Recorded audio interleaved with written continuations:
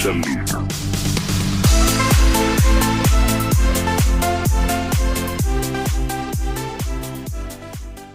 Hi there, you're welcome to the School of Positive Parenting. Today on this video, we'll be talking about correcting a child without yelling.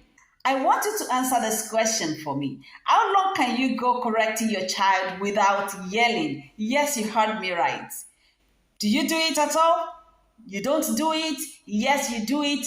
Don't worry. By the time we analyze this, you will know what category you belong to and how you can maximize whatever category you feel you belong to.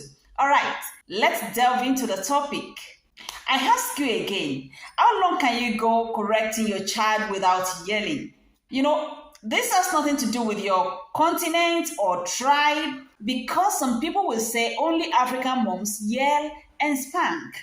Correcting kids could be so frustrating. You get to a stage where it seems you have steam gathered in your head that you need to let out. There's no denying it. Most parents yell at their kids one time or the other. I do it, I've done it. However, for some parents, yelling has become a habit. But do you know that research has shown you that yelling makes the problem worse? This is what it means. If you are the yelling type of parent, your child begins to gradually tune you out and begin to display more bad habits. And you end up yelling even more. Think of it. Since you started yelling, have things changed for better? I guess the answer is no. Yelling will create more problems rather than solve the existing ones. That's because your children will not learn how to peacefully resolve issues. You will be hosting yelling contests in your home very soon. The words you speak while yelling aren't likely to teach your child to act better next time. I know you are asking, is it possible to correct my child and not yell? Yes, it's very, very possible. Is it very easy? Of course not. But with constant practice, you can make it work. Let's examine some ways to discipline without yelling. You tend to yell when your child does something wrong. So you can do well to establish clear rules. Make it simple and not too many. You can have them conspicuously displayed around your home. You can place them on places like the fridge door, bathroom mirror, kitchen cabinets, anywhere it will be noticeably seen. The key is to establish clear rules for your child. Most often, we are busy setting consequences for the rules that we fail to acknowledge our children's strengths. Children don't get everything wrong. Look for that single one they did right and praise them for it. Say something like, "Oh my, this room is tidy. I love that. Keep it up." Or you can say something like, "Oh, you finished everything on your to-do list. Thank you, son." I know you are asking, "Fola, come, why should I thank my kid for doing his or her chores?" Just do it. They are learning everything you do. It is called positive reinforcement. You can also express this with a single hug or a pat on the back. You don't need to focus on appreciation by giving gifts. Don't overstress yourself. It's not all about gifts. Simple words of appreciation and we are good. And you must learn to set consequences ahead of rule breaking. When you do, be sure to make the consequences clear. Here, you need to explain what breaking the rule will cost the child.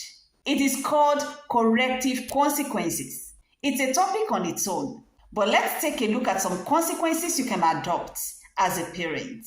First, you can make use of the timeout or the cool-off time. When I say timeout, it means a period where you remove the child from the area where that misbehavior occurred, and the child is taken away from everything that is fun, just to make the child realize what he or she has done and feel a bit sober. Cool-off time. It's used most of the time for children that are above 9 years old. Probably there is an argument among siblings and it's becoming so intense. You can ask one of them to move into the room, especially the one that is so on the offensive side, the child will take time to calm down and reflect on the behavior, even without you having to talk to the child. It's not on punishment, remember? By the time he's coming out of that room, he's feeling more in control of that situation. These are things that we also do as adults to take control of our emotion, to bring our emotion under rein. Another form of consequence is to withdraw a privilege from the child. That is why I mentioned earlier that you have to set consequences ahead of breaking rules. By the time you have done that, the child will know that if I do this, this will be done. Okay, you can say things like, son, try and finish your chores early today so that you can watch your favorite TV show. That is a way of reminding the child that if the chores are not done on time, the favorite TV shows will not be allowed. And another form of consequence that I always tell parents to be careful about is what I call logical consequences. When you have to give a consequence, please make sure that it goes with whatever offense has been committed. Please make sure that it is in correlation with whatever the misbehavior came from the child. When you make use of logical consequences, the child will be able to look closely at their behaviors and consider the results of their choices. You have to be sure that the consequence goes with the behavior. Another example of using logical consequences is you have a child that is always watching television at night when you are sleeping. The child sneaks out to watch the TV or to play a game or to do something daylight that has been forbidden to be done at that hour of the night. What do? Take away that particular thing, that particular game, or anything that could give them access to that particular activity. It's as simple as that. It's a consequence, and it will end up passing your information correctly and timely to the child. So let the consequence be in line with the behavior. And listen, instead of yelling, please give a warning. It's a way of reminding them of the outcome of their actions and the reward they could enjoy when they do something right. And finally, why exactly do you yell? You need to know exactly why you yell before you can be completely rid of this habit. If you yell because your child doesn't listen, then try passing the instructions effectively with a calm voice for a change.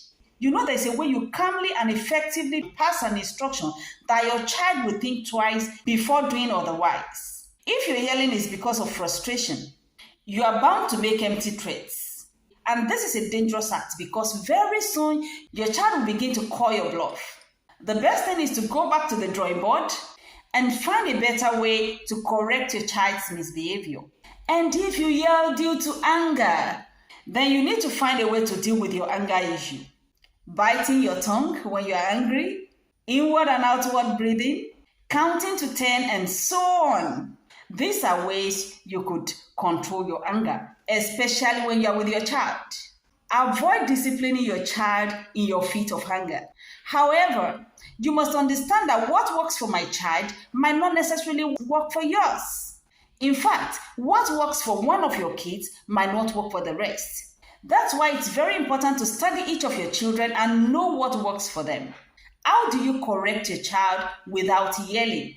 We've come to the end of this video, but before I go, let me remind you again. Being a parent is challenging, but the more effort you put into guiding your child towards adulthood, the more joy you will get when you get to partake in your child's achievements throughout his or her lifetime. Thank you very much for your patience. See you in the next video. Please like my video, share, and pass your comment. If you have any question, don't forget to leave it for me in the comment section. And if there's any topic you would like me to address as a parent, write it in the comment section and I will definitely work on it. Thank you very much for your patience once again. See you in the next video. Bye.